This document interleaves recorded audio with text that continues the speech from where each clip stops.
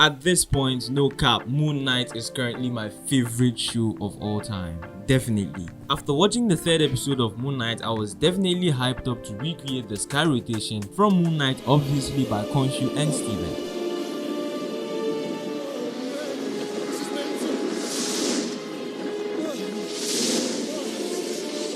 Now, that was for like 3 seconds. Then I thought to myself, I cannot shoot in 1080p. And if I can't shoot in 1080p, I cannot do any keying. And if I can't do any keying, it's definitely worthless. So I kind of decided to kick off that idea. And even looking at the effects, if you're to do it on a budget, you need to have practical lighting. Practical lighting is basically lighting which is done on set, like in camera. You just have to have some sort of a light that kind of flashes by and stuff. Then in post-production, you can do whatever. But if you're going to do it in post-production itself, we would either need the face relights plugin from Production Create, or we need a high-end way to relight our subjects, which we don't have. So then lo and behold, Shawad appeared. He said I can direct him to shoot it at school, then he can send me the footage and I can work on it. So I sent him these images as references and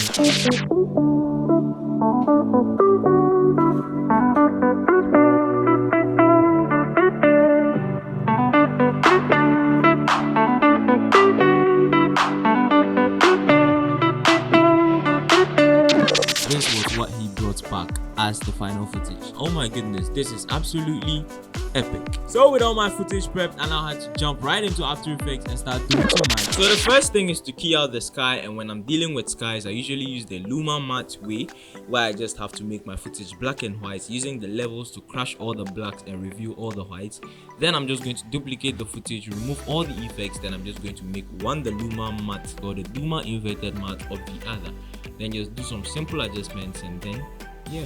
As it is written in the book of Genesis, there definitely will be some white spots on my subject, so I just have to rotoscope it by duplicating a new layer, a new clean plate, and then I'm just going to mask out all that parts. And that's definitely a shit ton of work. So now I'll definitely be needing a 3D virtual camera because my camera was moving, it wasn't set on the tripod.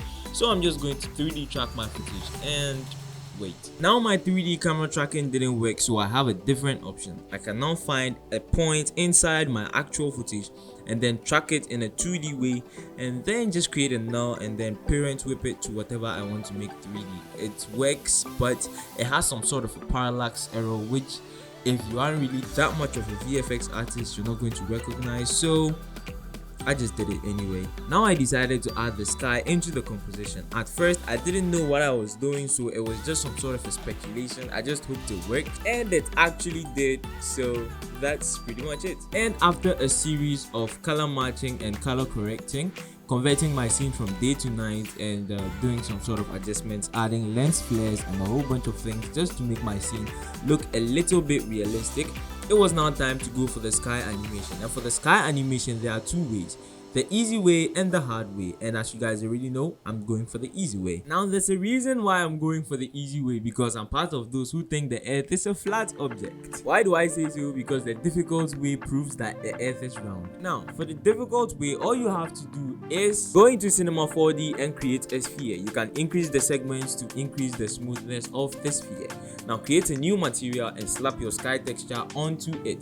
Make sure that self-illumination or glow is ticked. I'm using Corona renders, so self-illumination is pretty much the other name for glow. And make sure that your glow texture is the same sky texture. Now slap your material onto the sphere, and you have to send your camera into the sphere itself.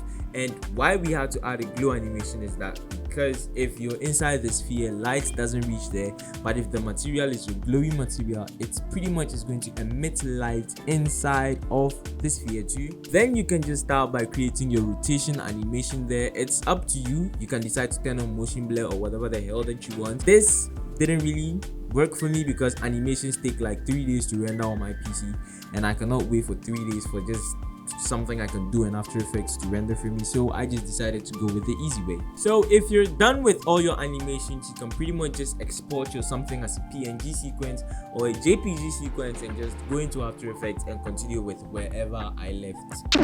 Now for the second approach, we're going to be using the motion tile effect, which is one of the easiest I've ever seen in my life. Just search for the motion tile effect inside your effects tab in After Effects and then drag it onto the sky footage itself. Then you're just going to create keyframes for the position. That's the X position only. You can decide to do the Y, that's none of my business. Just make sure that it's very fast. Then you can decide to turn on motion blur. You can decide to add a new adjustment layer too and add some directional blur to it just to emphasize the whole thing. Looking at my footage, when the motion tile effect was being used, there was some sort of a line dividing the other footage from the other one, like if you understand what the motion tile does. So I decided to go into Photoshop to edit my sky and make it look seamless. I can't explain how I did it. It was just some sort of, it just came into my mind. So, and that was pretty much it for the back part. I just had to do a simple couple of adjustments just to make sure my scene kind of looks a little bit realistic, and then I just had to go into the front part. Now for the front part, it was pretty much the same thing. All I just had to do was to color grade my footage. I felt so lazy to do the sky replacement, so I just decided to scale my footage so big that the sky never came out. Then I just decided to add a new solid and masked out something like a rectangle, then change the blending mode to overlay so that it can have some sort of a shiny reflection on my subject. Then I just decided to add the same motion tile effect to it so it can kind of look like the sky is being rotated and stuff. I did the same thing with a fractal noise layer. Then I just decided to add an adjustment layer with the curves effect, making sure that my fractal noise layer is very dense with so many blacks and the whites all crushed out. Then I can just use a luma matte inverted, that's if you guys understand what I'm even saying. So yeah,